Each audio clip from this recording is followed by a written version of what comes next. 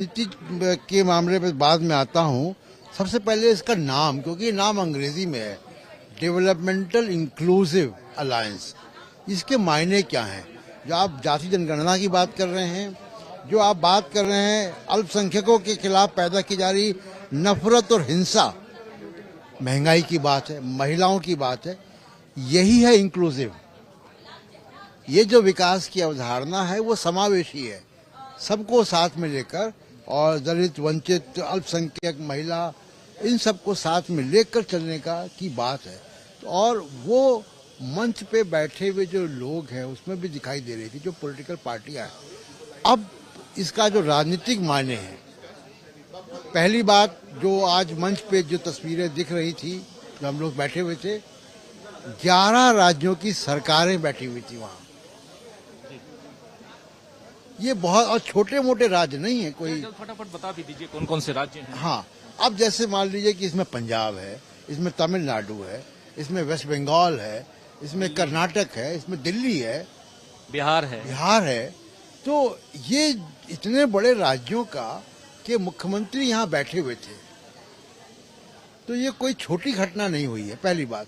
दूसरी की देखिए, बीजेपी ने और मोदी साहब ने इसमें ऑलरेडी एक तरीके से कहिए कि मैं ये तो नहीं कहूंगा कि हार मान ली, लेकिन रिस्पॉन्ड किया है और पॉलिटिकली रिस्पॉन्ड किया है।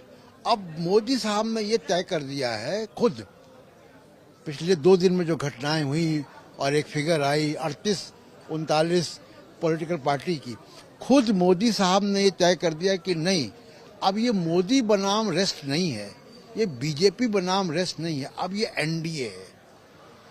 तो ये इस अलायंस के औपचारिक रूप से आज घोषित होने से पहले नरेंद्र मोदी साहब ने इसको एनडीए वर्सेस इंडिया कर दिया था। एक अकेला सब पर भारी तो कहते थे मोदी। हाँ, एक अकेला सब पे भारी पीछे चला गया, क्योंकि उन्होंने अलायंस आनन फानन में 39 पॉलिटिकल पार्टीज की 38-39 पॉलिटिकल पार्टीज की लिस्ट जारी कर दी।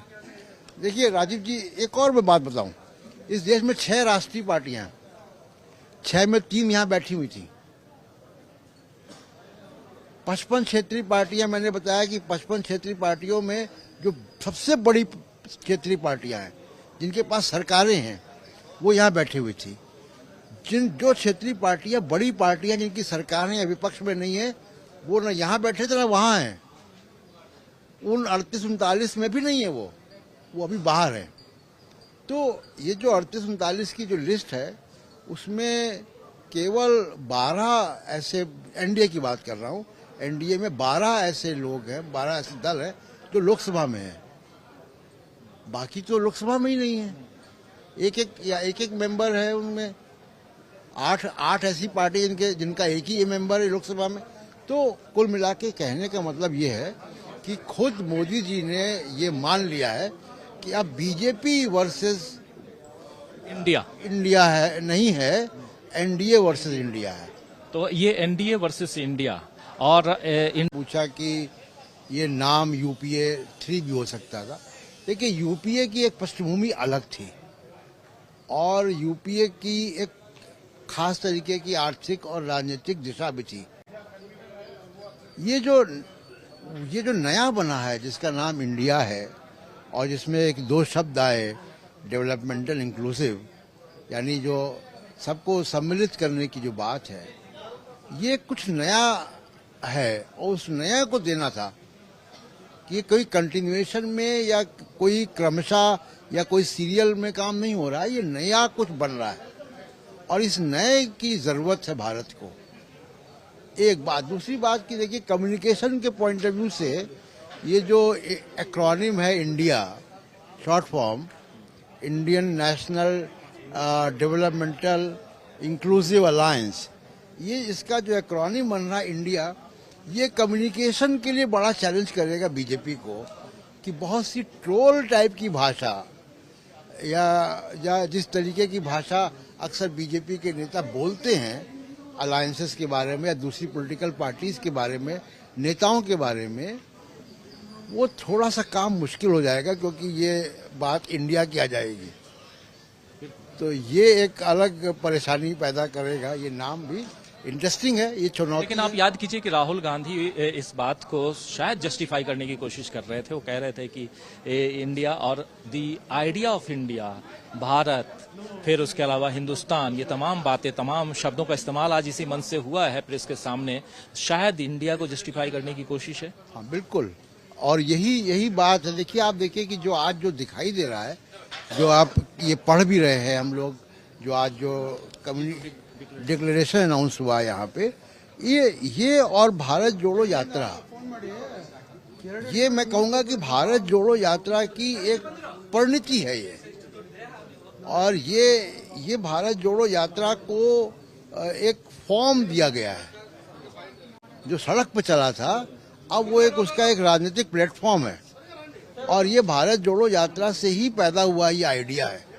तो ये आइडिया ऑफ इंडिया तो है ही, और दूसरा, क्योंकि इतनी सारी पॉलिटिकल पार्टियां हैं, इनके पास 11 सरकारें हैं, मास लीडर हैं। आप अभी उद्धव ठाकरे की बात कर रहे थे, हम देख लेंगे आगे आने वाले में। शरद पवार है, यहाँ स्टालिन है, यहाँ लालू प्रसाद यादव है, नीतीश कुमार है, ममता बनर्जी है, अरविंद केजरीवाल है। वामपंथी पार्टियां हैं जिनके पास आज भी वो सरकारें, केरल में तो है। वामपंथी पार्टियों को शायद लोग राइट ऑफ करते हैं कि साहब अब वो दिखती नहीं है।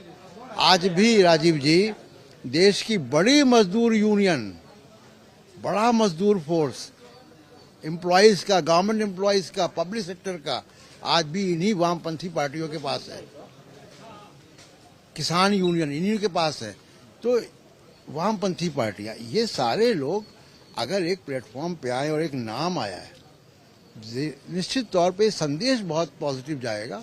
और मुझे लगता है कि जुडिशरी को, अफसरशाही को, ब्यूरोक्रेसी को, और मीडिया के बड़े हिस्सों को, उद्योगपतियों को अब इसका संदेश लेना चाहिए कि ये एक पॉलिटिकल फॉर्मेशन है जो बहुत सीरियस है।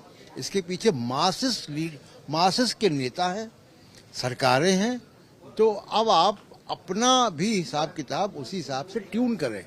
बहुत बड़ी बात। राजनीतिक कार्यकर्ता न बन जाए ब्यूरोक्रेट्स, राजनीतिक तरीके से फैसले नहीं आए अदालतों से। ये जो उद्योगपति पॉलिटिकल वर्कर की तरह बिहेव कर रहे हैं, ये बंद कर दें। ये संदेश भी जाएगा आज यहाँ से। जी, एक बहुत बड़ा संदेश है, लेकिन कितना इस संदेश चाहिए, ये तमाम बातें इसमें। देखिए राजीव जी, बहुत संक्षेप में है और बहुत सरकारी सी भाषा में भी है। भारत के सामने जो चुनौतियां हैं, और जिन चुनौतियों को 9 साल में बढ़ाया गया है,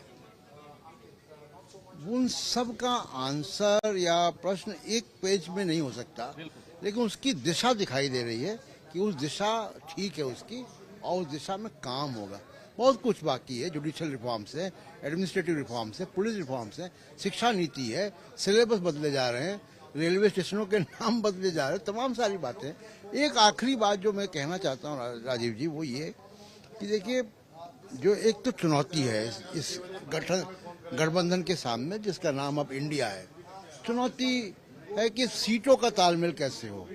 तो सीटों का तालमेल में देखिए, जिन लोगों ने बोला मंच पे आके, वो 2 लोग बड़े इंपॉर्टेंट थे, ममता बनर्जी और अरविंद केजरीवाल जी। सीटों का चुनौती आएगी तो इन्हीं दोनों से आएगी सबसे बड़ी। तमिलनाडु में गठबंधन है, महाराष्ट्र में गठबंधन है, बिहार में गठबंधन है, और उत्तर प्रदेश से आएगी अखिलेश यादव अगर गठबंधन में है यहाँ पे। तो ये चुनौतियां भी देखिए, जिन लोगों ने बोला है मंच पे आके, तो ये भी एक संकेत है कि वो चुनौती भी ये लोग पार कर लेंगे। कोई ना कोई बात इस पे हो गई होगी। और एक आखिरी बात, देखिए 2024 में कुछ भी हो, हम भविष्यवाणी आज नहीं कर सकते, लेकिन आज जो बात हम कह सकता हूँ वो ये कि आज मोदी साहब परसेप्शन का युद्ध, परसेप्शन बैटल, तो आज हार गए। जी, ये बहुत बड़ी बात आप कह रहे हैं। और जब चर्चा हम शाम को और करेंगे इस पे